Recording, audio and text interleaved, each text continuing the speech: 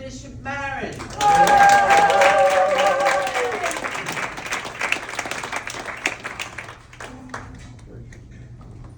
About 10 years ago, I went to an event here in Sarasota, and the keynote speaker was Robert O'Neill. I'll remind you that he is the Navy SEAL that's attributed with taking out Osama bin Laden. He told us his whole life story that night. And it started when he was 18 or 19 years old, when he was living in Montana, and he was heartbroken, and he decided he needed to get out of town, so he joined the Navy. Well, right around that time when I heard him speak, I was also heartbroken, and I knew that I needed to get out of town. What he told us that night, though, was kind of transformational in my life, because I heard something that I'd never even considered before. He said when they were getting dropped into the compound in Afghanistan, that one of our helicopters crashed right outside the compound. And he and his buddies were quote unquote, effing afraid out of their minds. And I was leaning in at this point in the keynote thinking, wait, what? I don't understand. A Navy SEAL? Navy SEALs? I thought like courage and bravery was like baked into their cake. How could they possibly be afraid and brave at the same time? And I considered that maybe I could do that too. So I was heartbroken, as I said. I needed to get out of Dodge. I sold my house, my car, and my business, and I moved to New York City. I got myself an apartment on the Upper East Side of New York, and I'd swing through those double doors like my very own version of That Girl and Carrie Bradshaw. That's a Sex and the City reference. I was there to experience all of New York. I wanted to conduct what I thought were going to be like life experiments. On the eighth day, I ended up at the top of the Chrysler Building on the 68th floor. There's only 69 floors. So there's only 5 people on the private tour, and this is me hanging out the window, pointing at the Empire State Building. I was afraid out of my mind, someone holding onto my legs, but I wanted this snapshot. I ended up in New York on an episode of The Real Housewives of New York. I got pulled out of a Broadway show, pulled onto stage, and interviewed for 10 whole minutes. So basically, I started on Broadway. I got lost in the Bronx for an entire day, and I wasn't afraid, and I felt brave. And I think if you don't get lost in at least one New York City borough, you're not even really trying to be in New York. I took singing classes, and let me tell you, when you sing in front of other people, it is terrifying. I was humiliated. But probably the scariest thing that I did, I'm shaking even right now thinking about it, is I took stand-up comedy classes at the world-famous comic strip on 2nd Avenue where Jerry Seinfeld got to start. I went for a class. In the first class, you're supposed to show up with a set. So I get on a stage, not too different from this, it's about this size, and I did my set, and my teacher was a capital A-hole. He's like, Robin, where are your punchlines? Where are your jokes? You're supposed to tell jokes. I go, oh, no, I'm a storyteller. He goes, well, who do you think you are, Ray Romano or Jerry Seinfeld? I said, no, I'm, Robin Marin. He goes, well, nobody cares about you, Robin. You gotta tell jokes. So I tried, and I couldn't write any, so I quit. I'm the boss of myself. So a couple weeks later, I get a voice message from this guy, this teacher. He's like, yeah, I'd like you to come up and do your set next Wednesday night. All the comedians are gonna come and get up for the headliners. And I was thinking about Robert O'Neill. I was like, okay, afraid and brave, I'm doing it. So I get there, and we're in this little bullpen. It's dark, it's dingy, and the MC says to me, who are you? I've never seen you before. Are you funny? I go, yeah, I'm funny. My name's Robin Marin. He goes, listen to me, Robin. If you bomb, and everybody bombs, you gotta remember that you're 99% braver than most of the people on the planet. And if you bomb tonight, you walk out of here with your head held high. I said, okay. Okay, I just needed a little cheerleading. I'm going to do my set for you. Many years ago, my Aunt Betty Dinwiddie, yes, that is her real name, Betty Dinwiddie. She was a bishop like me, Betty Bishop, really cute. She married into it, Betty Dinwiddie. I would have refused it. A guy asked me about 5 years ago, Robin, what would you do for love? I wouldn't do that. I would not do that. It's kind of like my friend Larry Heimendinger. Yeah, that's his real name.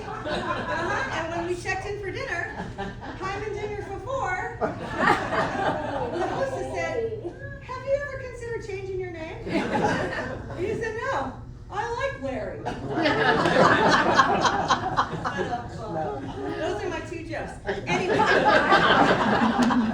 my Aunt Betty Dinwiddie, 30 years ago, I was about 30, she was about 60, she said that her vagina had closed. I know. That's what I thought. Like, how does that happen? The vagina is a permanent opening of the body. It's like our ears. In fact, they don't close, they get bigger. So I said, well, is it like a use it or lose it type of scenario? But I knew that wasn't really true. She told me she loved sex, like way too much that she told me she loved sex. And I said, well, okay. Is it closed, like hours of operation kind of closed? Open from 9 to 5? Closed for lunch between 12 and 1 type of closed? She said, oh no, honey, it is shut. And I said, well, shut is different than closed. Closed implies that you'll be back. You put a sign on the door, back in 5 minutes. Sorry we missed you. Please come again in the morning. Shut is locked down, dark, do not disturb, we lost our lease, obsolete merchandise, no more customers, they shop online. So fast forward 30 years, I'm single, and I'm thinking about China closed. And I want to say OFB. Everybody knows what OFB is? Yeah? Open for business? And I don't have a boyfriend. I didn't have a boyfriend at that time, and I didn't want to get an FWB. Everybody's all hot on these FWBs. You know what FWB is, right? Yeah. Friends with benefits? Yeah. Yeah, like duh. I don't want to do it. I just didn't want to do it. I didn't want to do it, and then I did it. That's what I did. I ID'd a guy here in Sarasota. I'm just going to look around the room. Okay, I think we're good. I thought he was cute, and I knew he was single, and I invited him out to lunch, and we had lunch, and I was getting really nervous. And I was afraid, and then I got the kind of bravery that like Katharine Hepburn had in African Queen. I said, would you like to be my friends with benefits? He was like, check please! We had a couple of sessions, and he was walking, I don't know what to call him, but he was walking through my apartment one day, and he's looking at all my family pictures. He's like, yeah, Rob, he calls me Rob. I think we should put up a picture of us in your apartment. I said, I don't think you know how this thing works. I had to let him go. So, right around this time, my friend Rosemary, she called me.